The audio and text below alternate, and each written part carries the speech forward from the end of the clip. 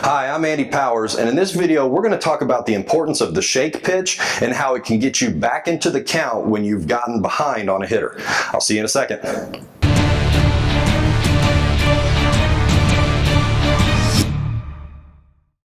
All right, so now we're going to talk about what I refer to as the shake pitch. This pitch, what we're doing here, this has bailed myself as a pitching coach and a lot of my pitchers, has bailed us out of so many potentially horrible situations.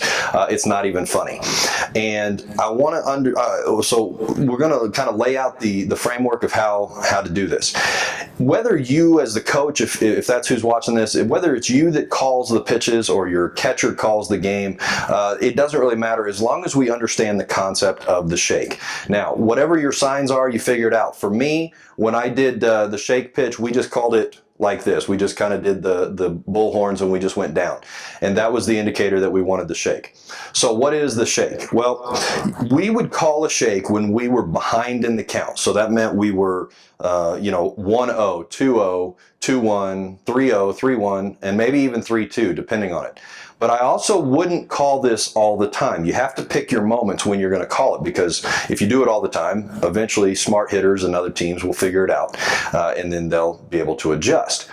But the deal with the shake pitch is that when you are, as a pitcher, when you're behind in the count, primarily in almost all levels of the game, except for maybe the really advanced ones, when the hitter has the advantage in the count, the pitch that he is expecting to have thrown to him is a fastball, because that's usually the pitcher's most high percentage pitch to throw a strike, and we want to get back in the count. So as a hitter, when you're in those advantage counts, you're licking your lips, because hey, 2-0, here we go, dead red fastball. I'm ready to pull that shoulder, catch it out front, and launch it out of the yard.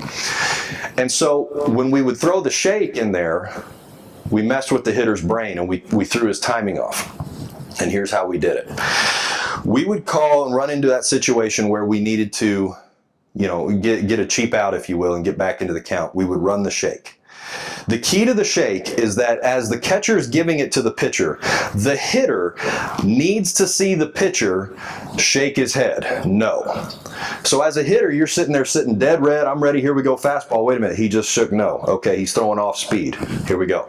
So now the hitter starts gearing up for off speed, because he's already assuming that the fastball was supposed to come and you said no.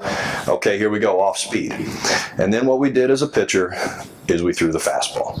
And you've got a guy who's getting geared up and timed for off speed, and then all of a sudden that ball gets in on him. Oh crap. I try to rush to it. We get real weak contact, ground ball, weak fly ball, roll over it, because we get beat because we weren't ready for the fastball that we thought was coming in the first place. We always followed up the shake with a fastball. And we would even go sometimes just fastball right down the middle. If you really had a pretty good command of your fastball and you really wanted to mess some guys up, actually go fastball in, because a guy has to speed up even more to be able to extend out in front to catch that good fastball. So if we were able to locate a fastball in, and when he's expecting off speed, we're done. He's toast. And even if he lets the pitch go, it plants that seed in his head that you'll throw anything at different points, and it gets him thinking a little bit more and hopefully takes him out of the game.